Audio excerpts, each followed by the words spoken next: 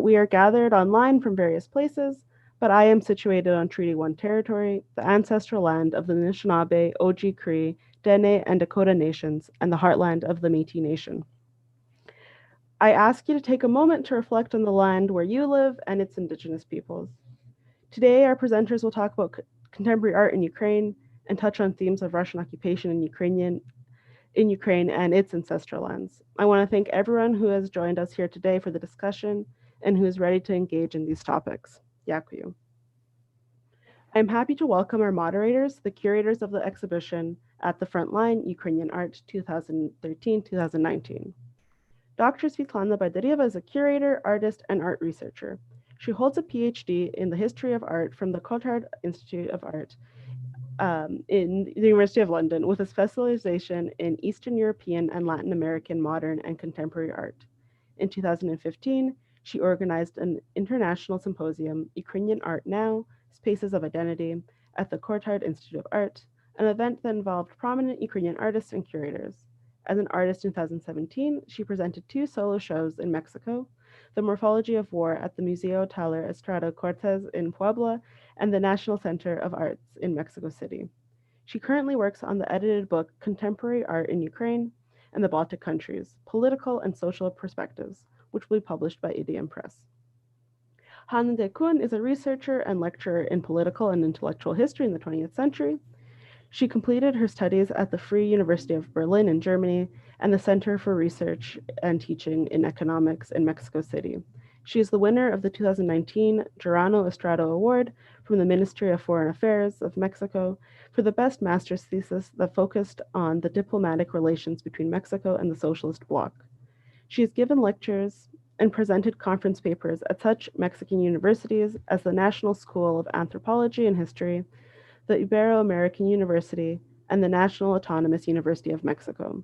Deikun teaches at the Institute for Superior Studies in Fashion, Casa de Francia, in Mexico City.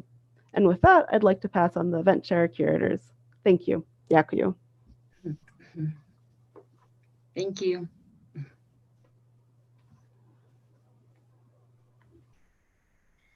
Hello, everyone.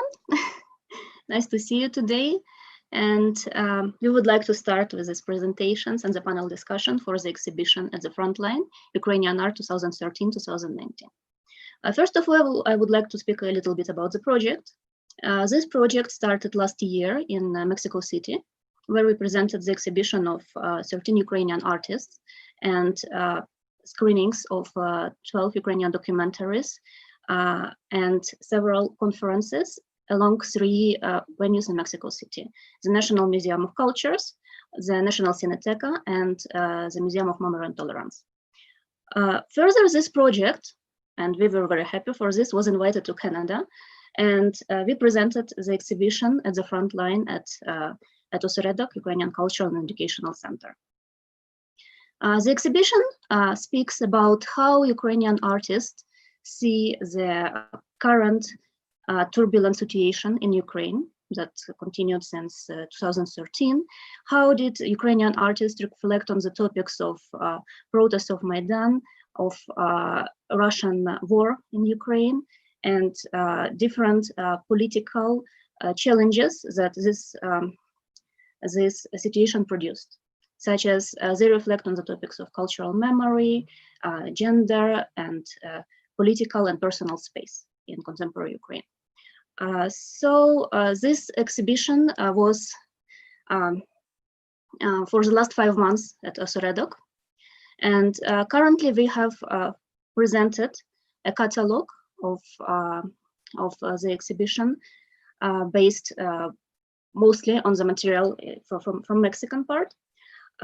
This catalog is fresh from the press. Is the catalog The Frontline, Ukrainian Art 2013-2019. It has contributions by the artists of the exhibition. It has the contributions from Ukrainian, British, and Mexican researchers, such as Lesia Kromeychuk, William Blecker, Mykola Ridny, Lada Nakoniechna, and many others. In order to present this very kind of quite multifaceted perspective on what is going on in Ukraine now and how art is capable to reflect on this. And the artists who participated in the exhibition, they worked in a variety of media, also that was able to reflect a variety of different perspectives, such as video, such as photographic media, digital art, and they undertook different positions related to different also territories inside of Ukraine. So today we will speak with artist Piotr Armianovski, Yevgenia Belorusets, and Jessica Zychowicz to discuss the political situation and its reflection in Ukrainian art. And which challenges does Ukrainian art face currently? And also would be interesting to discuss actually if there is some change between the dates of the exhibitions that we presented, like this perspective from 2013 to 2019. Today we live already in 2020. It would be interesting to see how is the perception of these changes already within 1 year, and what is new appearing, and what is new politically and new in terms of contemporary art. And now I would like to give the word to my co-curator, Anna Deikun, who will also speak about the catalog and the project. Yeah, thank you very much. Hi, everyone. Thank you for being with us. Yes, preparing the project in Mexico about Ukraine, we thought about that Ukraine was like terra incognita, like this word in Mexico, which is not known. So when we prepared it, we wanted to make this complete perspective to the situation. So we invited and we make an exposition, and then we thought it would be good also to give voices to the artists, and we planned and made panel discussions and invited also researchers to give some kind of context to the works and exhibition. And also we invited Mexican artists to make performances and to somehow to be connected in the dialogue between Ukrainian and presented works and Mexican situation. And also, of course, it was very important for us to present documentaries in the Cineteca. We presented about also the situation in Ukraine in the last 5 years, to give also this kind of more direct approximation to the situation, and also visual. So our catalog, it's kind of a documentation of the project, and which has all works presented in the exhibition, and biographies of the artists, but also texts of the artists. Some of the texts are literary texts, and some texts are from researchers, from Mexican researchers also, like Jean Meyer, or from Ukraine, Alexander Gaidai, or also from England. And so this object, from this catalog, which is documenting the project, our idea is also to distribute it to different libraries all over the world. Like researchers and artists who are interested in the topic could also access to this information. And yeah, today is our first presentation, and we are very glad to have artists and Jessica, a researcher, to talk about to talk about for the artists for their own perspective and their personal experience to do the projects. And Jessica will give the analysis from her perspective about the artists presented today. So thank you. And I'm happy now to present our first presenter, Piotr Armianovski. Piotr is a performance artist and theater and film director. He is known for such documentaries as Me in Mariupol, In the East, Mustard in the Gardens, that were presented both in Ukraine and abroad in different festivals, such as Doku Days and Open Night and many other festivals. Piotr have recently received a special award from Amuhi, Ukrainian Young Artist Contest. And he is a founder of Pig Pig Group, which is dedicated to creation of tours, immersive tours around Kiev. And Piotr will speak about his participation with the documentaries that he presented, and also kind of about, in general, about his practice as a documentary director. Yes. Hello, everyone. It's a pleasure and wonder to be here. We have Oseredok, US. I'm now speaking from Kiev. It's yes, early evening, and thank you everyone for inviting, and Daniel and Svitlana for inviting for exhibition. I haven't been in Mexico myself. I experienced Mexico and Canada also through different artworks. Also, we have documentary films, some books, and I can't imagine. It's kind of wonderful for me to imagine, yes, that somewhere in Mexico.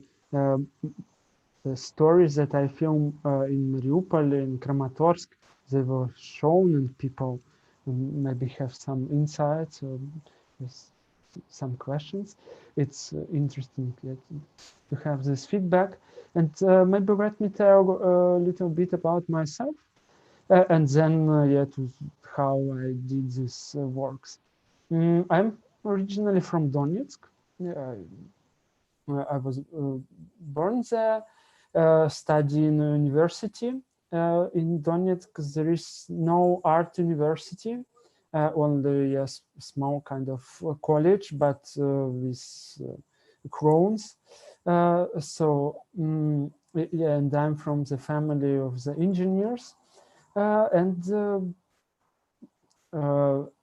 so yeah, I go to the university, to the Donetsk Polytechnical University, to study computer science, and it was also kind of art where you create from nothing. You're sitting in front of computer and there is nothing, and then you could create something that interact with the user, with the people.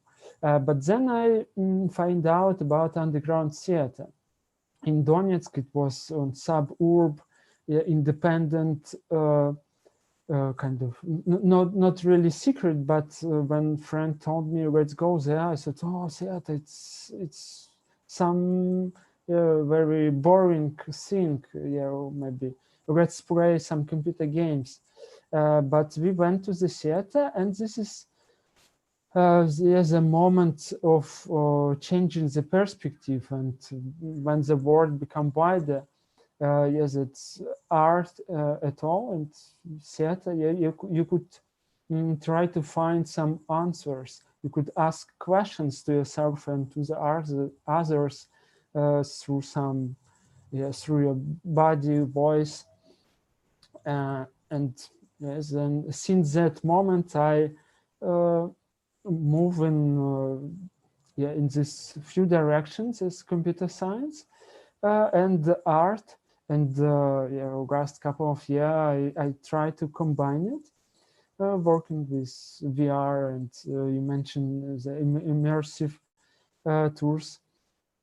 But from theater, and we study in Zhuki, it's kind of Beatles. Zhuki means this is the name of the theater. Unfortunately, it's when the war started, Russian occupation, the theater disappear. It's no more the theater in Donetsk.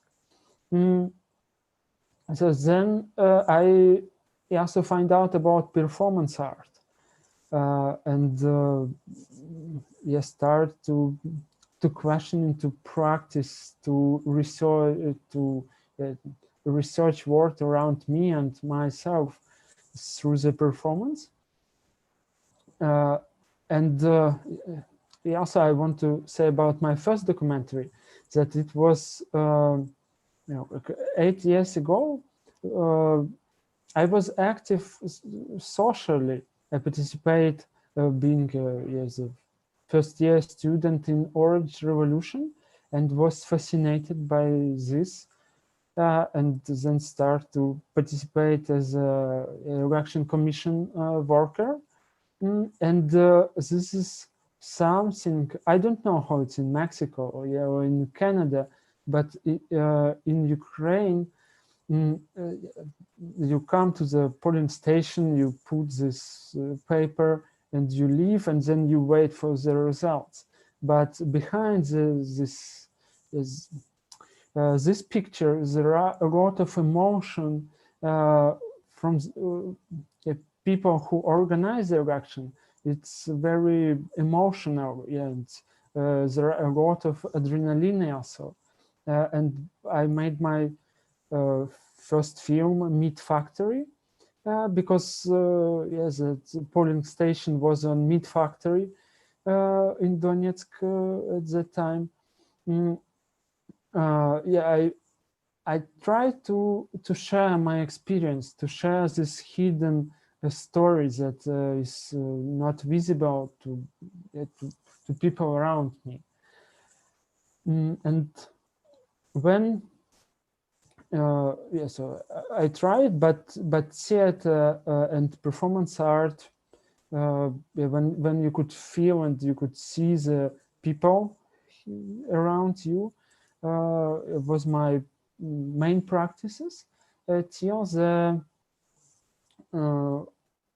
so the moment when you couldn't catch, even during Revolution of Dignity that happened in 2013, where events coming so fast that I can't find some form to catch it. So I again take a camera and try to film what is going on. And then in Donetsk, this Russian occupation itself was very fast, and camera was a tool to reflect it, to have a distance for understanding and to share this story to others. Yes, another film about a young guy, fan of Justin Bieber. Maybe people from Canada, probably everyone know this man, and maybe in Mexico also. So this, it was a teenager and fan of Justin Bieber and some Russian pop stars. This guy Volodya want to travel around the world, make some music, but he hasn't he can't find the chance and possibilities to do it in Donetsk. He made some videos, and no one watched it. He tried different ways, and then he met some group of people who said to him, "Oh, you are cool, come with us, we are against everything bad. Yeah, NATO is bad, US is bad, Russia is cool, so come to us, you would be popular singer." And Volodya was skeptical about this, but as I understand the situation, he wants to have some attention, he wants some audience, and these people give him this feeling, and then he participates in this pro-Russian protest and was occupying also the state government building. But then, yeah, I can't film him anymore because there's people who were ready to fight for Russia. They don't like Ukrainian people who was pro-Ukrainian, who want to have the Ukraine united. These pro-Russian fighters and Russian officers, they beat, torture people. Probably everyone know about Sentsov as the main, the brightest example, that he was kidnapped and put in Russian prison. So I left Donetsk and start to live in Kiev. And yeah, every time before I left my home city, and I gained some experience, and I came back to my friends, to colleagues, and share. Yeah, for example, from Marina Abramovich workshop, I come back and share different exercises and yes, my feelings and knowledge. But in new city, yeah, or yeah, like living in Kiev in the situation of war every day, news about the killing of the Ukrainians on the front line. I want to go there and to understand this. Yeah, so it's kind of magnet. I was maybe, and it was a question for me. Yeah, why can't a person leave his or her hometown and live somewhere peacefully with calmness somewhere else?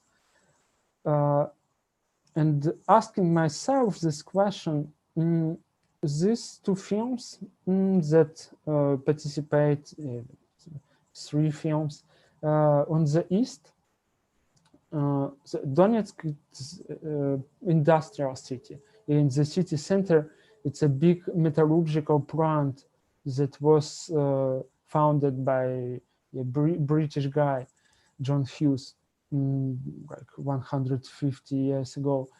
And for me, this industrial dirty air, if you have blue white clothes in the evening, it would be gray. So yeah, I don't like the ecology or there's some cultural situation in Donetsk, but I feel that I'm missing something. And I came to Kramatorsk, that is one of the closest industrial city to Donetsk, and ask people who live there what's their relation. They were for short time they were occupied, and there were some bombings also,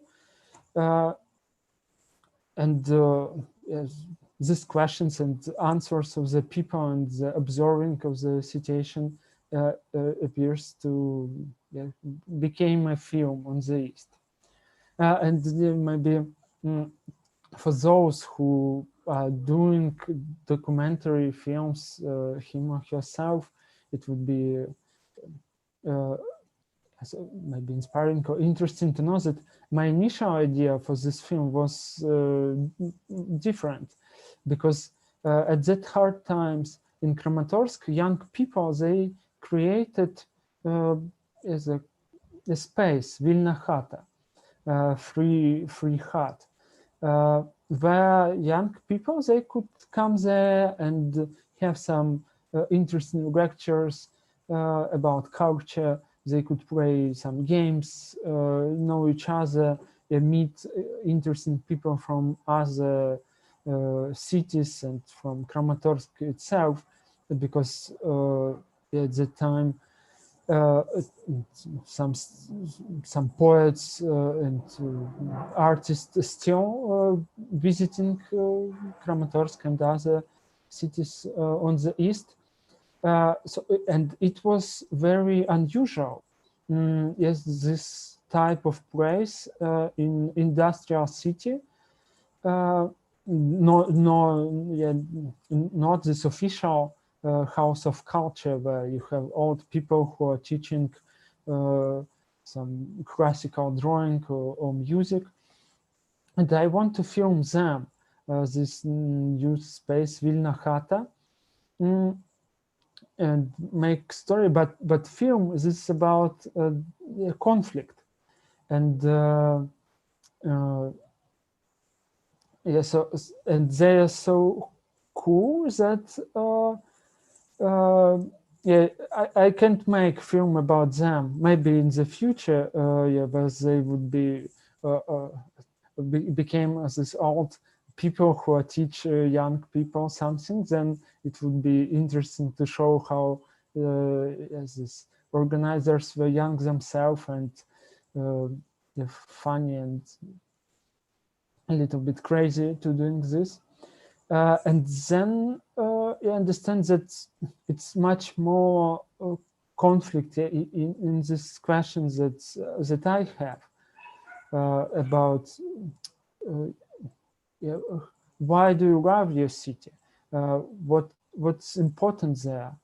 And my message was so people also were attracted by camera. For example, yes, Anya, Svitlana, and others who have seen the film, maybe you remember a scene in the tram where the tram and this tram driver, she looked like this. And because I came to the tram and conductor, she saw my camera and said, "Oh, could I have a photo? Grab some small girl from another passengers for photo." And then she said, "Oh, and they also come to the driver, make also her photo." And yeah, we have some small conversation with Tatiana. And then when I arrived to Kramatorsk in 1 year to present this film, I called this tram driver, and she come to this place for young people, and also for the first time this woman saw herself on a big screen. It was some big experience for her. But that film doesn't answer completely my questions. And from this is the new one about the yes, you have some real objects around. The city consists of some roads, plants, and places. But what are the meanings and what symbolical meaning of this? Yeah, which dreams we fulfilled in these real spaces? And I came to another industrial city, Mariupol, on the sea. And yeah, also in Mariupol, the refugees, internally displaced people, they open Platforma 2, in some way similar to Vilna Chata. This is a space for independent art, for lectures and exhibitions. And I also was attracted by them, but drama again outside the city, and we speak with people about yes, the meanings and their dreams, and city became a main protagonist itself. Yeah, I was researching dreams of the city in the way was during the sleep and during the daytime. And yeah, I have time to tell about the Masters in the Garden. Yes. And yeah, every film gives some maybe catharsis is too strong word, yeah, but some revealing and way to this hurting feelings, they become less, but yeah, so maybe going in some direction. And the next topic became a memory, that it's not in some way it's a connection of the real objects and yes, it's symbolical. And it was a topic of Mustard in the Garden, but the initial point for this film was in Lviv, it's West Ukraine, yeah, very far away. And on the theater workshop, I met another theater director who is from Donetsk region, and we have as friends talk about how to live yeah, in other cities than you used to. And I said that for me it's so strange to buy apricots in the supermarket or in the market, because in Donetsk it's quite hot, and in our garden we have few apricot tree, and there was a lot of it, and like this time of summer and earlier, you have a lot. You do everything with apricots, and yeah, you eat it hot from the sun, but when you buy it in supermarket, it's usually a little bit. Yeah, it's not hot. It's not so taste. And Dorana said, "Oh, yeah, I have my house is not on occupied territories, but on the front line. We could go there and eat apricots."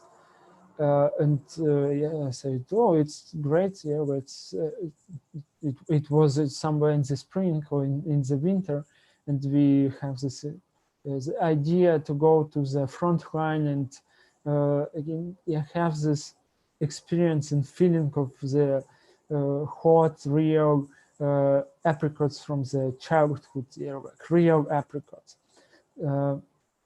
And we came. I was preparing to, you know, as some colleagues who have this chance to go to the front line, yeah, where these active fightings.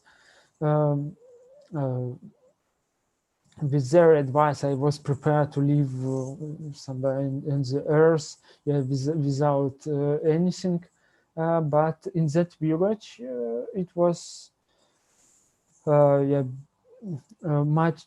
It was better than I was imagining, and yeah, it maybe the most impressive moment then that. Yeah, we were on the 4th year of the war, and Orena said that it was this Russian propaganda. They started some local people, as I mentioned, Volodya, yes, they believe that yeah, if in Russian TV they say that everything fine in Russia, then yeah, maybe we really could solve our problems in this way. And in that village, it was also some people believe Russian TV, and yeah, some try to persuade them that no, and it was a big scandals. Yeah, the neighbors, they kind of hate each other. But during the wartime, in this time when we arrived there, this reason and the actual life in the hardness, in the hard time, people get rid of this, and they support each other not taking into account this ideological thoughts that they expressed before. And it was a pleasure to me to show this film in such program with other great Ukrainian films. I could maybe. Okay. Yeah, thank you so much for the presentation, and also, this 3 documentation which took part in the project, 2 of them in the East and me in Mariupol were presented at this exhibition, and a Master in the Garden. This documentation we include in our film cycle. So it was really important to have this personal approach to the people who live in the East and who suffered military violence, or they live in the border with the war. And also, I think it's important to show it in Mexico, but also in Ukraine, to approach Ukrainians, to the people from the East, and to have this personal approach to the East, and not only that, like this concept of the others, who are there. For me personally, it was also very important because I'm from Mariupol and my family live there. So yeah, these documentaries were very important and complete to the exhibition and to the project. So thank you. And now I'm going to present the next artist, Yevgenia Belorusets.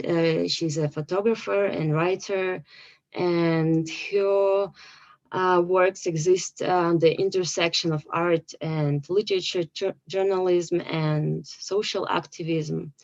And her project, Victories of the Defeated, was included in the exhibition. It's a series of photos which Yevgenia took when she went to the front line, to the East also, and documented people who were living there in these new conditions of violence and war which began there. And she also published a book of short prose called Fortunate Fallings, about women living also in the shadows of the war, on which one needed to be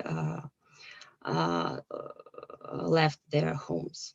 So yes, thank you. We are very grateful that you're today with us, Yevgenia. Thank you very much for having me. Thank you for inviting me to this panel discussion and to take part of the exhibition. I am a bit sorry I haven't seen the show. I am kind of excited about the idea that all this work in this context was presented in Mexico and then later in Canada. I cannot imagine the intersection or mixture of contexts, Mexican and Ukrainian. I'm sure it is a very interesting and potentially very it is a combination with a very interesting prospects of new ideas and new visions of political situation in both countries. I took part with a project that I made from 2013 till 2017. Then I was working on, but maybe in some kind, on some level, I'm proceeding to work in it. It was called the Victories of the Defeated.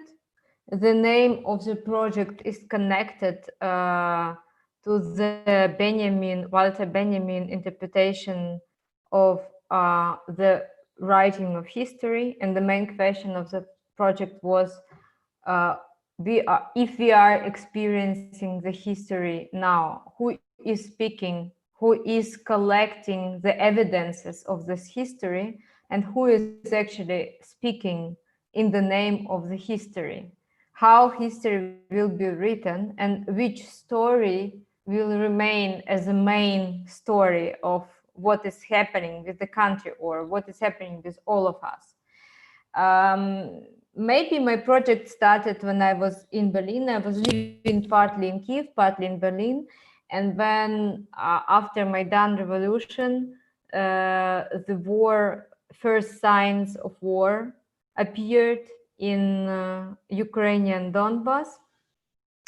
I was overwhelmed with news titles and news coming from Ukraine mostly, and from Russian and from Western countries. And maybe, I must say, maybe as scientist, Jessica, maybe one day in the role of scientist, we will come back to these news lines again,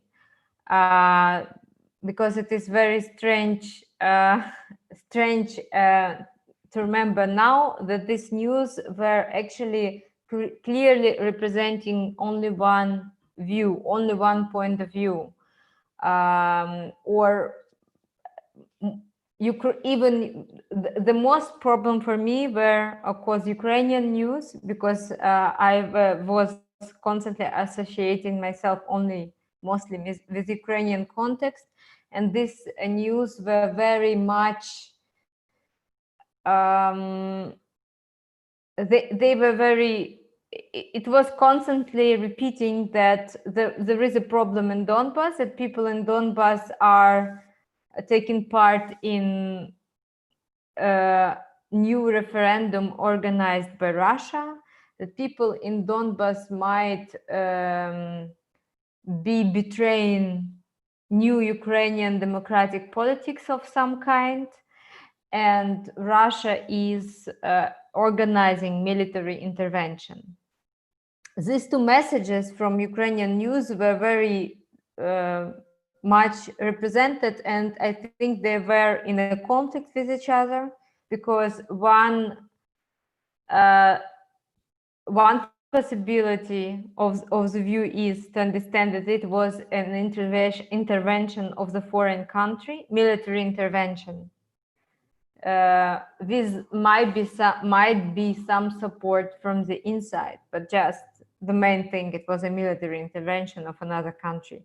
Or another point of view would be that this was a military conflict within Ukraine, where some part of Ukrainians decided that they are against of the politics in Kiev, and they are ready to use weapons and to go practically on war to protect their reality from this new politics.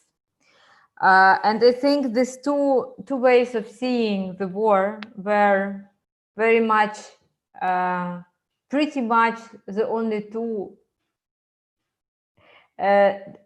two interpretations that were mixed in some strange collage. And for me, it was a big provocation to go to the front line, to go to the line of the conflict, and to visit the cities, and just with attempt to understand what is going on. I thought that maybe I would love to do some photographic journalistic work about me, just learning, studying the situation. And to start the work, to do it, I contacted trade unions of miners in Ukraine, independent miners trade union. And it was a very good timing, because the trade union was very much open for some strange person like me that doesn't belong to any organization, because it was in a deep shock. Some parts of the still in 2014, the communication between occupied areas and Kiev was very intense. I mean on the level of trade union, because before war it was the one very good working trade union of miners.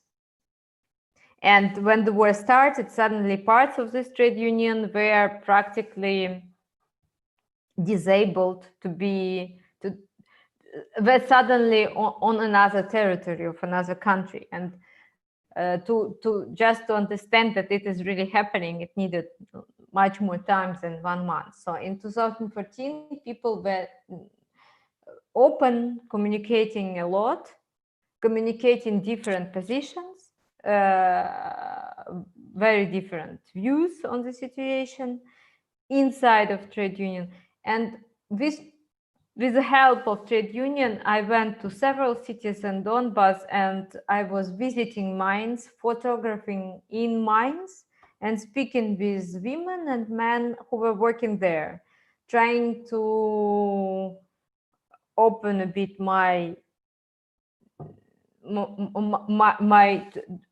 just to involve different voices. First of all, open myself to different voices that were maybe completely different from this main news that we were getting at the time. So like that was the story how this project started, and I was traveling from mine to mine, photographing, and this project was shown internationally and in Ukraine. In the ideal world, it should be shown in all its complicity. It means different series of photographs. This project at the end includes near 200 photographs, and the idea is to show lots of small series, like I have been shown this project in the Kiev Shevchenko Museum, to show lots of small stories like chapters from a book, to create a space with different positions and different realities, and to allow different voices, different faces, and different views to sound. I think the tragedy of this war, and we are constantly forgetting this part of this tragedy, is that after a very much democratic turn of Maidan, we suddenly came to the situation where we are in a constant stress and constant experience of loss in war. And if Maidan was a very interesting, full of life, even celebrating experience of a protest, war is a senseless intervention with constant human life sacrifices that are lasting that are happening almost every day. And it is constantly changing war itself. It's constantly changing Ukrainian cultural, political, Ukrainian understanding of what the country is, and in making constant influence on how we experience ourselves and what we think about ourselves as a community, as a country, as a society. And I don't think this influence is even in the smallest part good, because war is dictating another life rules. So it's very hard to oppose patriotism if only patriotic people, if people with these views are practically dying on the front line. It's harder to fight nationalism in these circumstances. It's impossible, or almost impossible, even to say that Russian language has some rights in Ukraine because lots of people are speaking it. It's hard because practically this language is one of the ideological concepts of the war created by Putinism. So lots of human rights, lots of elements of a normal human rights discussion is now occupied practically by this war. And war is constantly bringing us in our development one step backwards. I see it like that. Only one thing it is maybe bringing forward is creating an organized army, which actually Ukrainian suddenly needs to survive in Europe, which is very strange, and we have to acknowledge it. It is only one, maybe on organizatory level, only one achievement.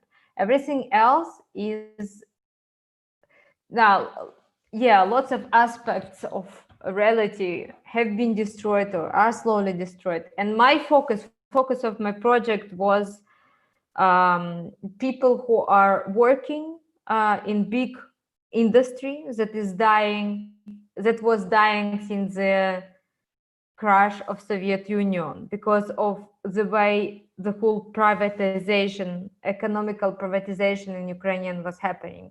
I think that my project could be possible without the war.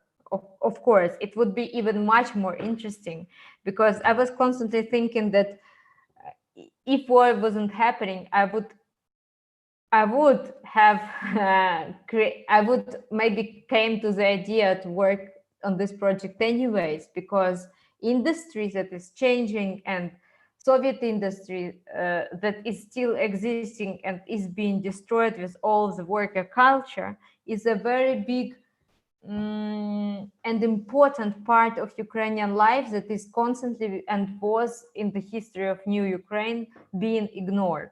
And artistic work on this side of Ukrainian life is, of course, always fascinating and could be fascinating without any war. But war, yes, made my work much more, I think all processes that are without any war happening in the industry are much more clear or more expressive because of war. And I tried to capture it in the form of photography, documentary photography, digital photography, photography on the edge of journalism. Also artistic photography. So this project is happening in the field of journalism and in the field of art photography, staged pictures, because I worked with people to create all pictures. It is not like pure journalism where you came to some stage and you made some footage and then you moved to another place. I was staying in every mine I worked in for maybe several times for 5 or 7 or 8 days, and I interviewed not only workers but also directors of the mine and collected lots of stories of mines and industry existence during the occupation. I have a feeling that my time is out, so I'm not. I can tell some more stories about the politics of mines, but I think my time is running out. Yes. Yevgenia, thank you so much for your presentation. Yeah, and thank you for this wonderful project, Victories of the Defeated. And I think it's very interesting and very important to present about these complex stories that speak about personal histories and about destiny of industries in Ukraine in the context of the war. And I look forward to discuss this with you also in the panel discussion part. And now I would like to present our next speaker. Our next speaker is Dr. Jessica Zychowicz. She is currently Stasuk postdoctoral fellow at the University of Alberta Contemporary Ukraine Studies program. She is the author of the book.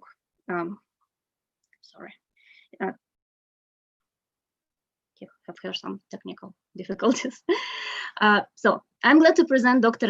Jessica Zychowicz, who is a Stasuk postdoctoral fellow at the University of Alberta Contemporary Ukrainian Studies program. She is the author of the book Superfluous Women, Art, Feminism and Revolution in 21st Century Ukraine, that is going to be published next month, right, by University of Toronto Press. Jessica was recently a US Fulbright Scholar to Ukraine, and she has also been a fellow to the University of Toronto Mann School of Global Affairs and Public Policy. She holds her PhD degree from the University of Michigan. And Jessica will speak about her research perspective on some artists and their works in the exhibition, and will expand kind of contextualize the topic of at the front line with her proper and own research. Thank you so much, Svitlana. Thank you for inviting me to join this panel discussion. I will do my best to offer some Canadian context for reading and understanding and engaging with this wonderful material.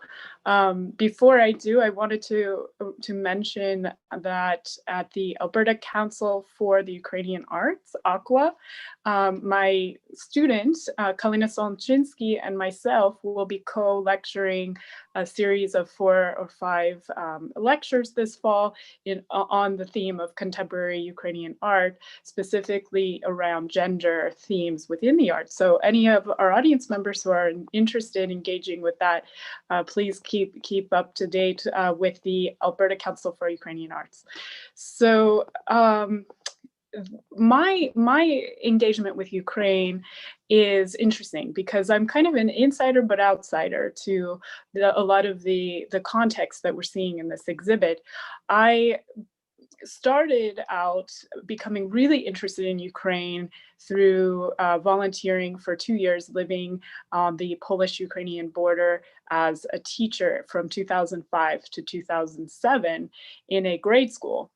Then later, I earned my PhD and traveled quite a bit to Ukraine and Poland, keeping in touch with a lot of the people that were working on cultural initiatives, but also activist initiatives around gender, feminism, and quite a few of the issues that were then really dominant in public discourse, have faded, or they come to the surface depending on who is appropriating those discourses. So in this context of this exhibit, I just really want to underline how important it is that this text of the catalog exists, that it exists and it needs to be read. Distribution is so difficult with a lot of books from Ukraine. I can speak as a researcher of 20 years working with Ukrainian texts that many of them go overlooked by librarians. So I have started an archive at University of Michigan's Labadie collection, which collects quite a bit of works on Emma Goldman and protests and resistance movements from the 20th century from Mexico, the United States, and Canada, but not Ukraine. So they will now be collecting on Ukraine. I would encourage Canadian institutions and organizations to do the same. Where I am currently based, Canadian Institute of Ukrainian Studies, they have limited to no archives of contemporary works. So I think this exhibit is such an optimistic and important beginning to understanding the language and the civic vocabulary that has developed after Maidan.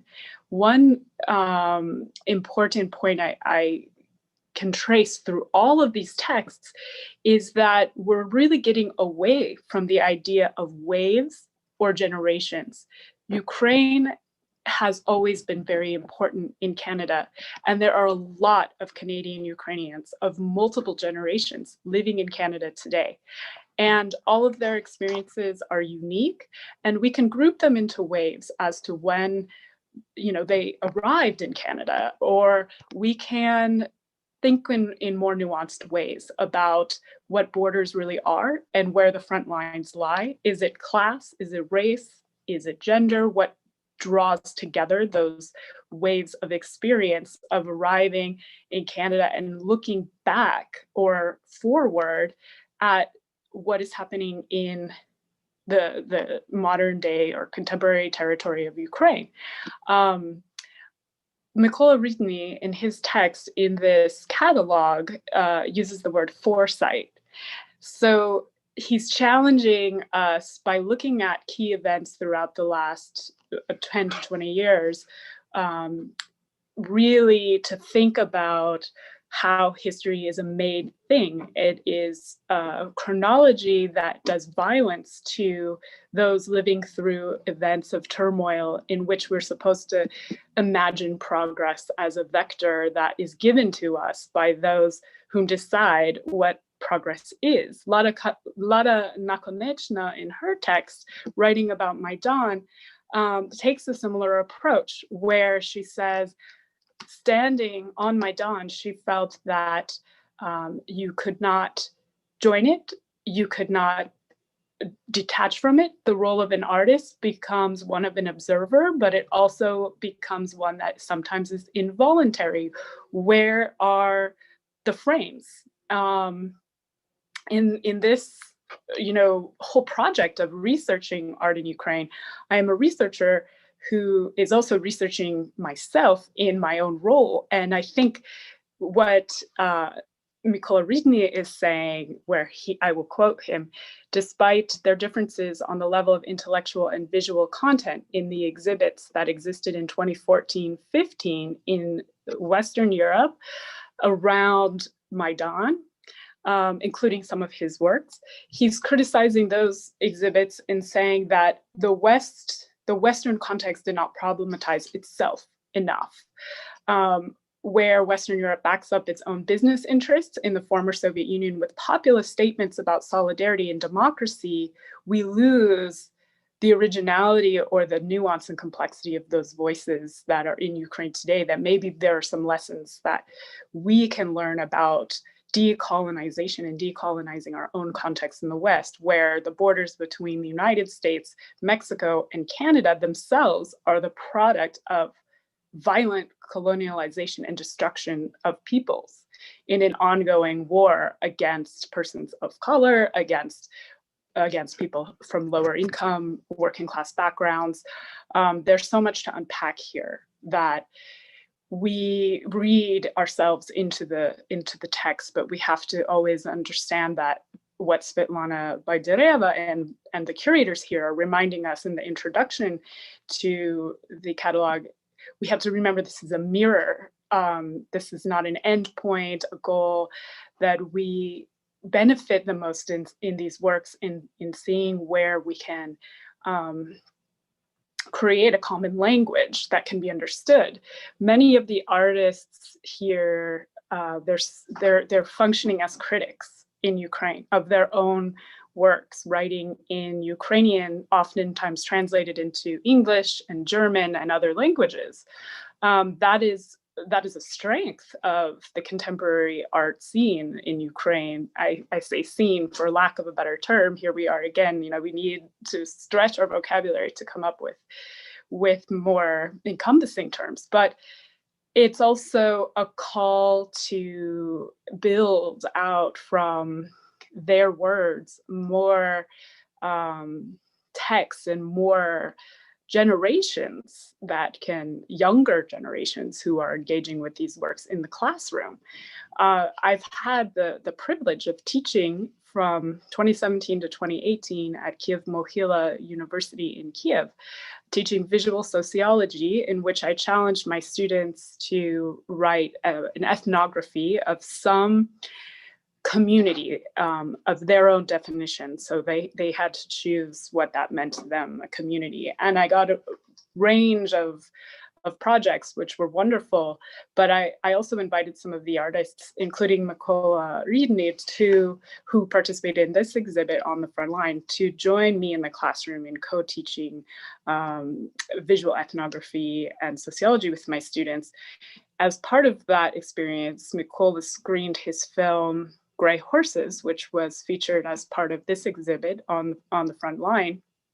And in that film, the students picked up on themes that they wanted to discuss that I had not really registered so clearly. And one of those was the fact of the great-grandfather's wife being, I mean, he forcibly had raped his wife and made her his wife. I mean, this is an example of how narrative is opening up ways that students want to engage with things that are so taboo, not only in Ukraine, but also in the Western context of our classrooms in Canada and the United States. And I can't speak to Mexico, but as an educator, I think that the discussion of violence right now in our current environment, which is so much about creating agreement and consensus for one or another dominant perspective, you know, we have to understand that there are times and places where unpacking trauma and discussing it in a way, presenting it, is going to push forward a narrative that will prevent future traumas. And the institutions of the university and the museum have similar roles to play in being on the front line of that language that can prevent younger generations from repeating acts of violence towards one another. But in saying that, I also say that with a caveat in that generations themselves are also the product of media wars and propaganda that we had. For example, the millennial generation. In University of Toronto, when I was teaching there in 2015, teaching a course on 100 years of women's history, transnational between Kiev and North America, I discussed with my students the idea of a millennial, and a lot of them looked at the official definition from the US State Department, which included 24 points of what defines a millennial identity, and they unpacked it, and they themselves, you know, were supposed to be labeled millennials, and they explained why they didn't feel they belonged to this overarching umbrella term, that it was synthetic for them because some of them knew friends or relatives who, for example, had been fighting in the Iraq War, didn't live at home at their parents' house and have a computer, which was a definition of a millennial. So the haves and have-nots who belong to history in this sense are those who we make invisible or those who we make visible. And in this exhibit, which, and I say we, meaning those who write history, and I don't belong to the school of historians who perhaps would follow a canon. My methodology as an academic is not a canonical one, but I think what is so important and interesting here that is so Ukrainian about this exhibit is that it does pay homage to what is maybe inheritance of cultural knowledge that is transmitted through different generations through their own experience, that was not given to them by the state, that was not codified into the definition of a generation. So you have, like, in the piece Escape Plan from Donetsk, Roman Minin, it's from 2011, it is coded because the form is a folk, Ukrainian woodcut folk form that maybe in the late 1920s artists would have been killed for creating under the rise of, as Stalinism rose. But within that folk form, there are also references to the Soviet experience in order to give honor to the generation that came later in the late Soviet period. So we see the different layers of experience juxtaposed one over the other. And I also really think that Zhana Kadyrova's piece, Behind the Fence, is so central to a lot of the issues this exhibit is tackling around the idea of being on a border at a front line. This piece was created on Biedarieva Island on the Azov Sea. It features different children's playground gates that suggest that creating borders are childish games. It shows how synthetic a border is. She created this piece just after the annexation, Putin's annexation of Crimea to the Russian Federation, in which borders were being constructed by both the Ukrainian and the Russian sides in a bulwark, a European bulwark. That's the translation here, that is the English term being used, against the Russian Federation, which in itself reproduces those harmful, violent impulses to other or to exoticize or externalize something. And I know that the curators in this exhibit really want to focus our attention on the idea of performativity and documentation working together. That, you know, performativity, which they so wonderfully are defining here and quoting Judith Butler on, is a political gesture that is created through words and also bodies. And that documentation is an attempt to capture, you know, the smaller details of everyday life and showing how that those everyday or seemingly banal details actually are quite powerful, just for the sake of being on display. That these seemingly, you know, elusive passing images of minors, as Yevgenia Belorusets just showed us and talked about, actually have a lot of meaning behind them. And in saying meaning, I also want to emphasize the processes behind making these images, that the images themselves in the end are just an illusion or an artifact. And the process really takes many, many years. I know that a few of these artists, including Yevgenia Belorusets, they spend years with the people in their photographs, getting to know them, not just coming into their communities, taking a snapshot and leaving, which is what Mykola Rydny is talking about in his text Foresight around the media, how it moves at a pace that is so fast. It cannot have the deeper, lasting impacts that cultural work really has, in terms of joining together different people in society in a common language that is not destroying or ignoring or rendering invisible their own experience. Judith Butler's book, Frames of War, is also, I believe, very central to a lot of the concept behind this exhibit, where she talks about the dehumanization of individuals through exclusion and othering as the pretext for a war. So being in an, you know, anti-war or a pacifist position then becomes one of simply seeing, of another way of seeing.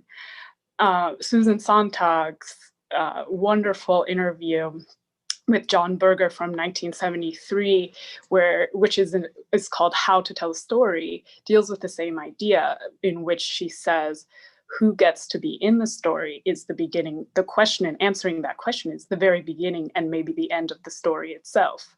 That the narrative is extraneous, that the very fact you're telling a story about a florist, as Zhenya Belorusets does in this, or Katerina Gornostai, her work in which there's a film about the fall of the Lenin statue. It's not focused on the statue, it's focused on a man with a shopping bag on a park bench who's observing the statue, and she talks to him about why he's crying, and he tells her about his everyday experiences walking by the statue. And these sort of seemingly extraneous moments are what we cannot impart or dogmatize, and in that sense it's an inoculation against the media war that Mykola Ridny and others here keep pointing to does so much damage to culture.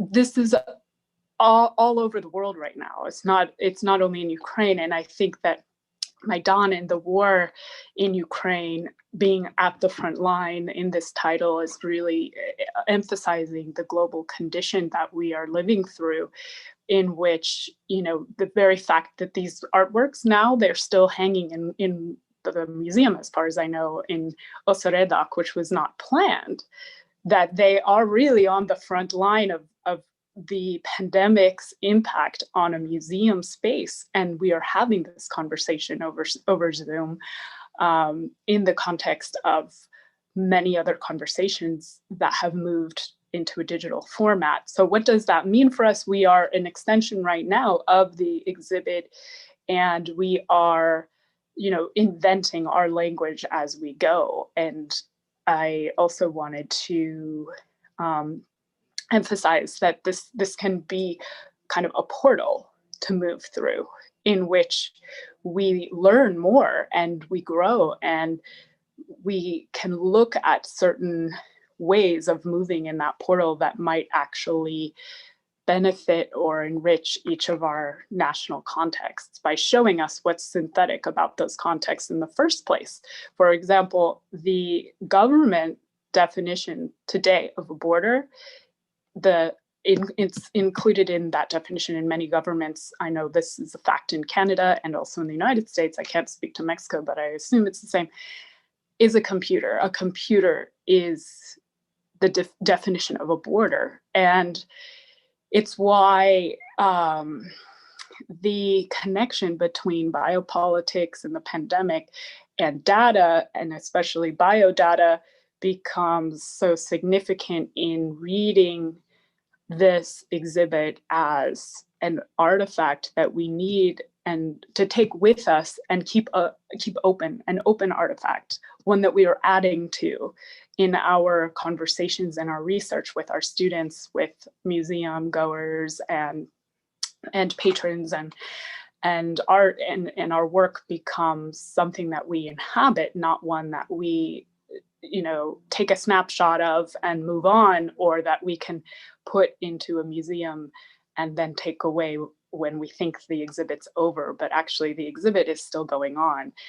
And I think in this sense, a good metaphor that I love to keep at the forefront of my discussions with my students, because I don't view myself teaching them, they're teaching me, we're teaching each other, is one of ecology, of like the Great Barrier Reef, where you are going into a space that is sustainable but always moving, and the goal is not to collect specimens and put them under glass and label them as, maybe ecologists in the 19th century did, but the goal is to really understand the flows and the changes, and where certain attention can be a distraction, or where some attention to another area of the reef or a dynamic within it can illuminate the entire reef and show us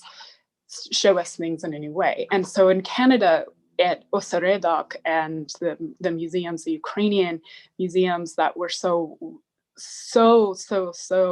well maybe funded back in the years, 10, 20 years ago, when universities and museums had unlimited amount of money. Maybe that's a utopian idealization of previous generations of my own context, but these Ukrainian museums are performing the same kind of conservational work that in a global ecology of post-Maidan Ukraine, and Ukraine that is in a war right now, can be, these places can be incredible resources for finding or helping slow down that media war that continues to have such a hold on the imaginations of those who don't know anything about Ukraine, but maybe know a lot about some mirror image in their experience that they can connect to and engage with. And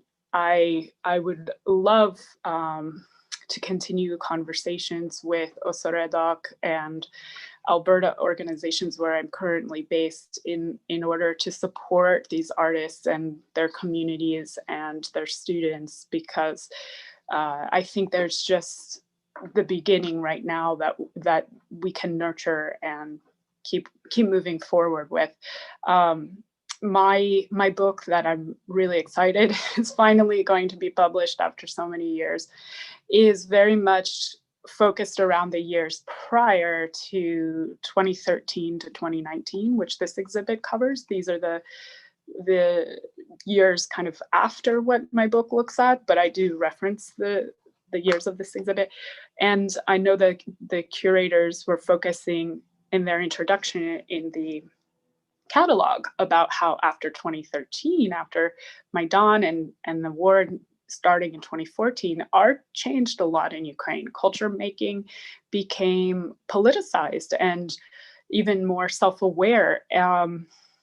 However, I would add to that a call for Ukraine and the Ukrainian state and the Ukrainian government to get on board and allow and facilitate and invite these artists to exhibit in their own country, because Europe and other areas of the world have Mexico City and Canada now, like we're all interested in supporting this kind of critical analysis and critical work that is happening, but I don't see it in Ukraine today. I see a lot of struggle, continuing ongoing struggle that artists face in finding spaces to exhibit their work that are not privately funded by oligarchs.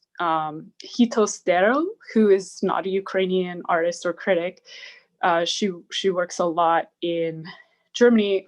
Probably many of our audience members have heard of her. She's very famous, and I love her writing. And she wrote a piece about globalization. She says in that piece, every contemporary oligarch loves contemporary culture. And she uses the metaphor of fracking, which fits with my idea of ecology, that fracking for oil destroys the land and creates earthquakes. And this is what's happening to culture in Ukraine, that there's a lot of fast, quick production by private money and export, but not the long sustained kind of availability for nurture of those communities within their home country. That's, up to the Ministry of Culture and lots of advocates to get involved with. But I think that there's just a wonderful dialogue that can come of seeing an exhibit like this at the front line in Kiev with young students or, others who maybe don't seek out art to come upon it in their own ways and find a voice really for their engagement and for their future projects of their own, because that is how the barrier reef will survive. So that's and survival is not the goal. We want thrive. We want to see these populations and these people thrive, and to really undercut those huge media narratives that dehumanize the East, that dehumanize the resilience and the strength of the people that are living through a very difficult time for no fault of their own. And in addition to that, there are a lot of extremely talented artists who maybe won't be discovered otherwise, who need that support, who can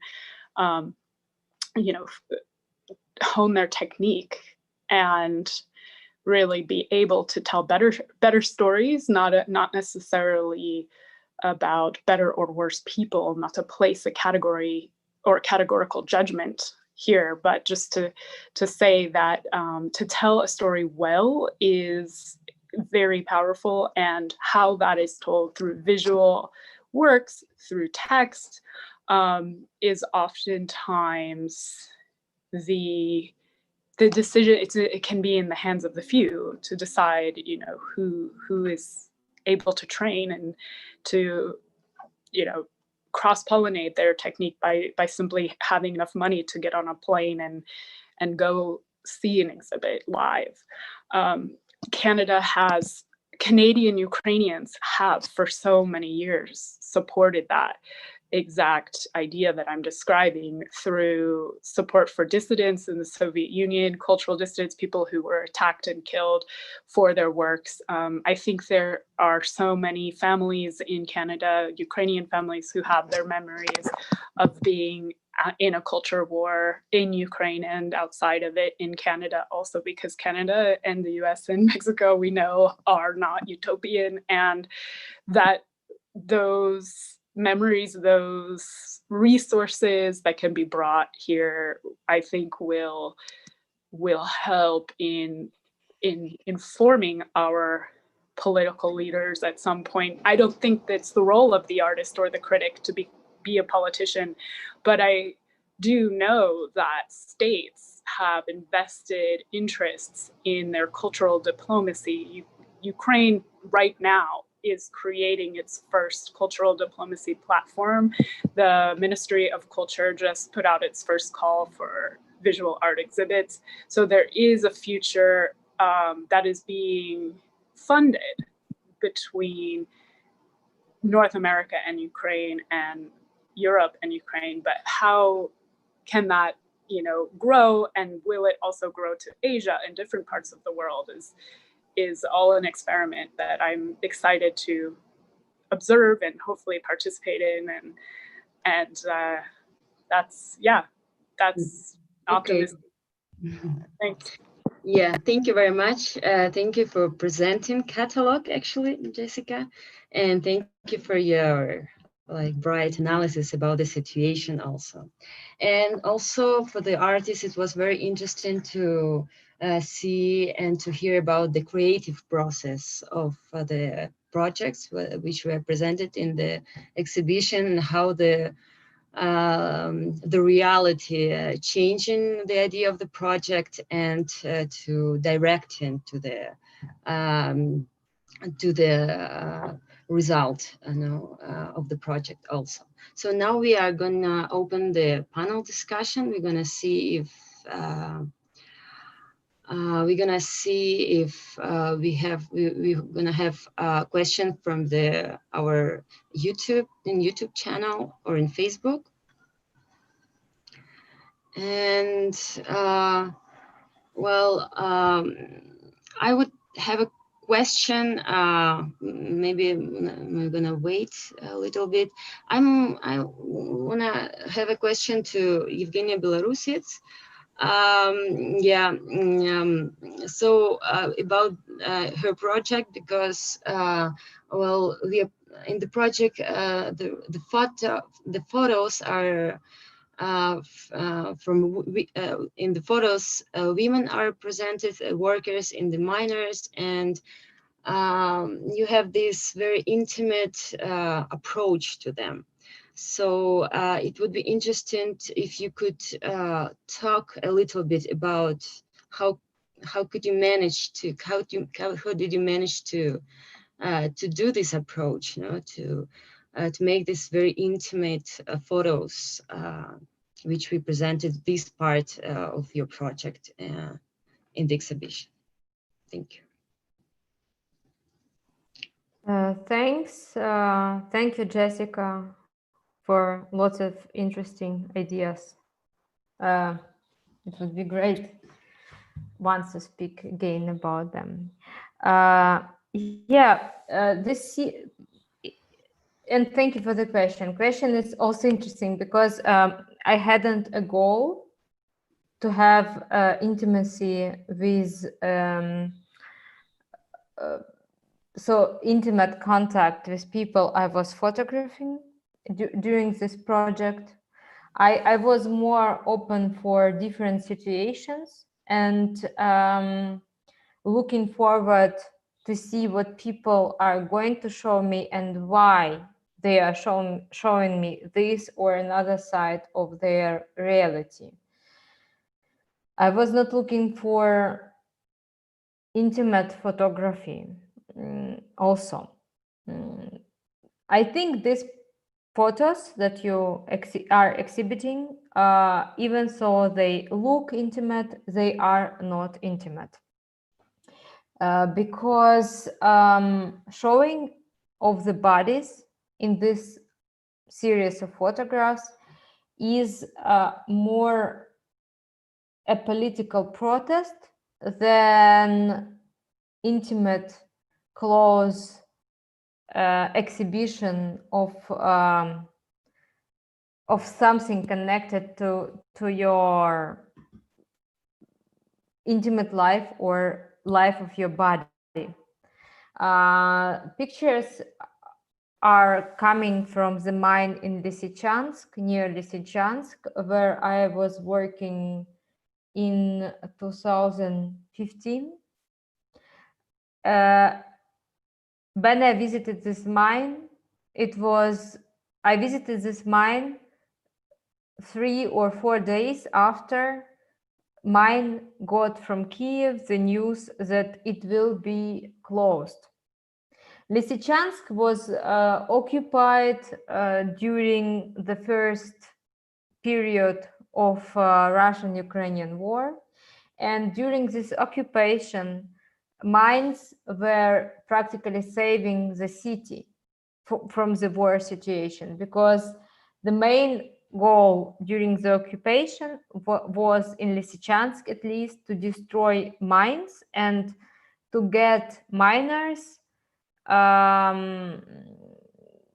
unemployed and to take them practically to the new organized army of Donbas, of pro-Russian Donbas or anti-Ukrainian Donbas.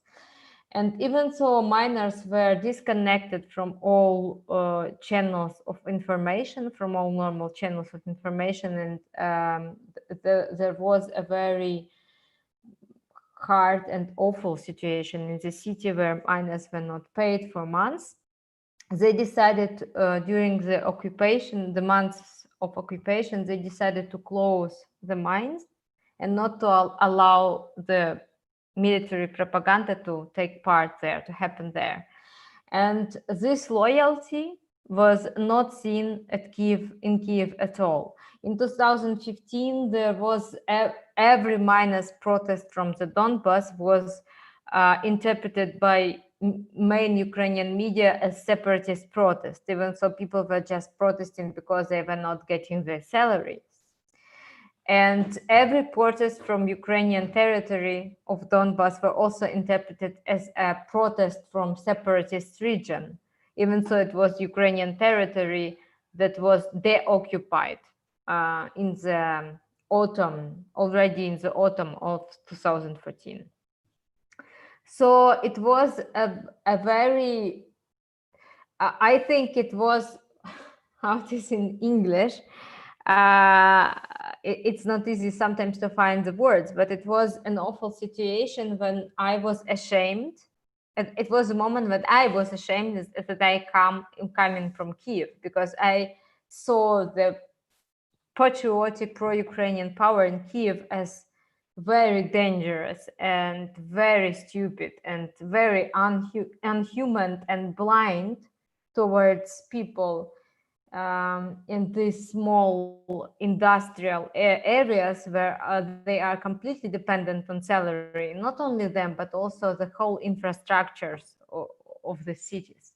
So the decision in the situation of ongoing war, where we were listening to artillery fires almost every day to close the mine, in my eyes, it was a very short thought. It was a decision of it was a politically not only politically bad decision, but it was also dehumanizing decision. So in that time when I was there and this news was spread in the mine, people just got on edge. And suddenly I was just walking through the mine and came in the room where women were getting dressed in their casual dresses after the work in the mine. And they were all speaking about this political decision of closing the mine and what they will do in their lives at that moment. And I was speaking with them, actually experiencing myself as some incredibly privileged person that not only is living the area where the war is going on, but also is very far away from this huge problem of depending of some decisions that you cannot even influence at all, and depending in all your life, depending on all levels of your life. So when we were speaking, suddenly they said that they actually have nothing against me taking some photographs of them when they are changing their clothes. I shouldn't show their faces, but I was like, show our bodies. It was the idea that like was spread in the room in that moment. It was a protest idea, like we have nothing, only our bodies. It was at the moment, it was a feeling that people suddenly were reduced to their bodies and to the idea of protecting their lives, a very primitive idea. And I was photographing, thinking about great pictures, actually very egotistically some moments, but mostly I was feeling deep shame, and it was an awful and dark moment in my journeys. Actually, a moment that made me very much forever politically opposed to main patriotical political powers in Ukraine. So I cannot forgive them this moment of my experience during this journey.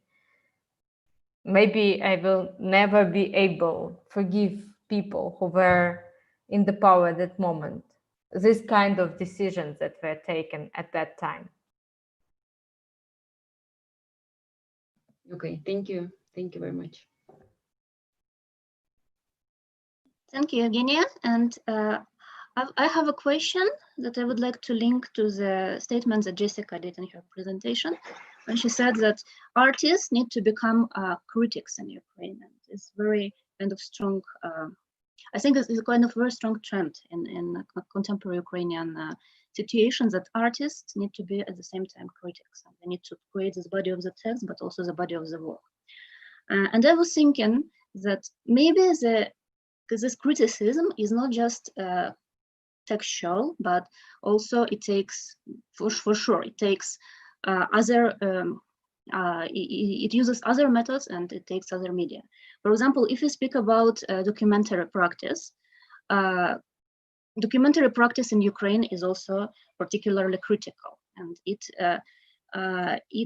creates this very strong connection to the political reality and to the social circumstances that Ukrainian people live in. So I have a question to Piotr.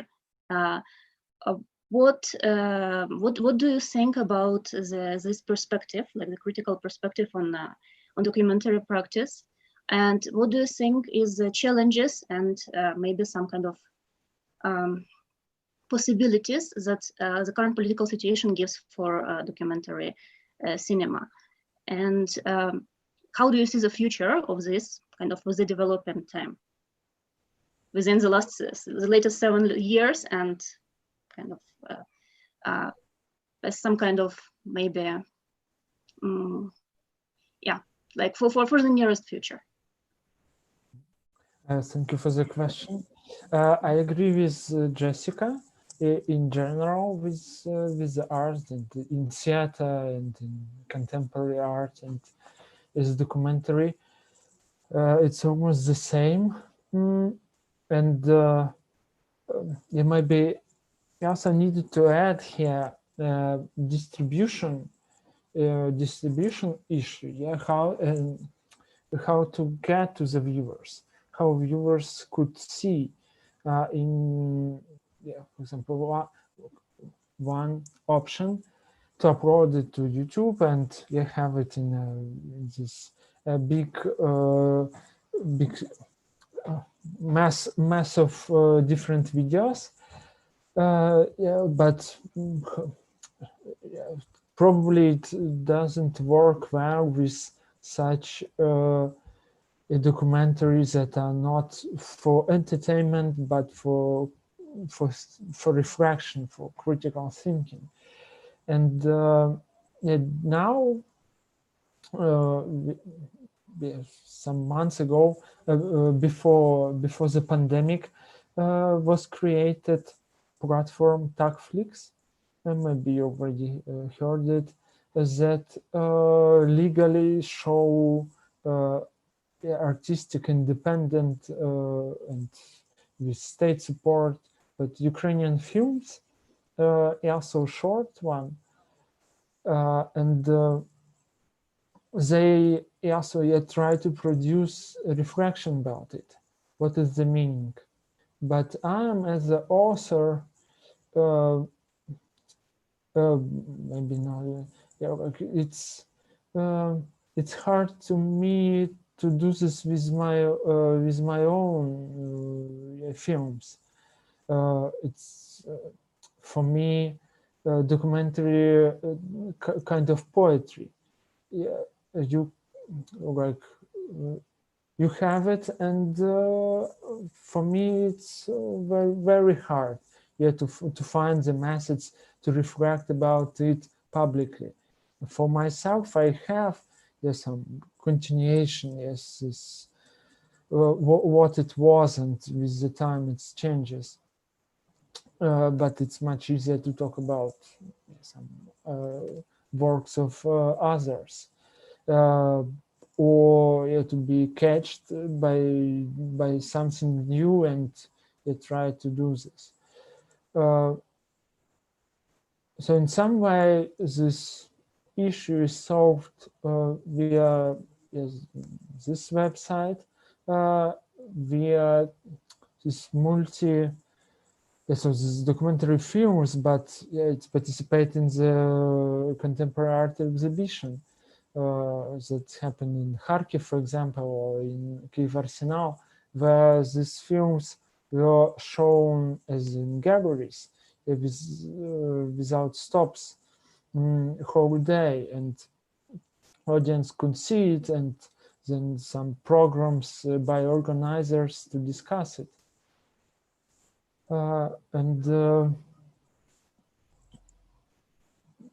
Yeah, how could it change in the future? We have some also news websites with good attempts to put it on a level of the critics, of reflection about the artworks and video and films. We have in Kyiv a festival, it's called kind of films by critics, week of Ukrainian critics, and it's international. They select the kind of best films internationally, but also include some Ukrainian films if they are good. So maybe we need time and resources, and the Ukrainian Culture Fund also they support this, and yeah, maybe we don't have in the art this stable yeah, continuation of the of tradition. So it's in some way it's from the zero start. So I hope with the time it would be much better than now. I wanted to add one clarification.